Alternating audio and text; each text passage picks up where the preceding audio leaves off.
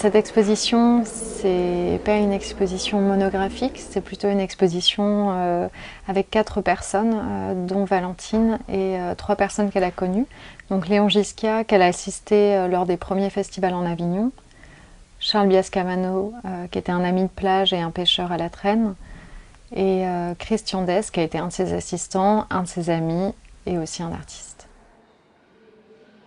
Donc j'ai toujours considéré Valentine Schlegel comme une sorte de couteau suisse qui a réalisé dans sa vie différents types d'objets, des vases, des assiettes, des cheminées, des sandales, avec tout type de techniques différentes et de matériaux différents.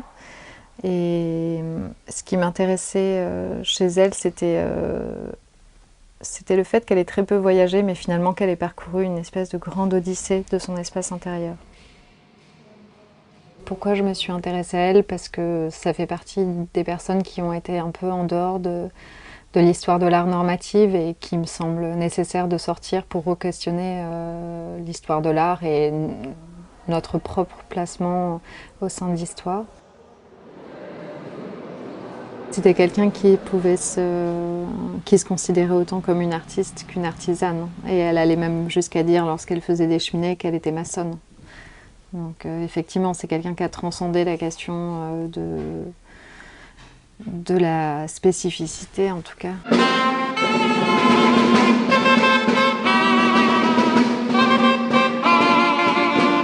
Donc lorsque je suis arrivée à Sète, j'ai commencé par rencontrer une charpentière marine à qui j'ai proposé de construire un meuble d'accueil pour l'exposition.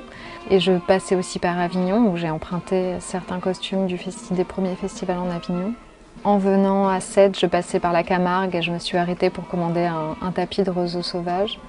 Et j'ai fini par emprunter des céramiques de Valentine que j'ai récoltées chez ses amis à Sète. Et l'exposition s'est construite dans ce terroir occitan.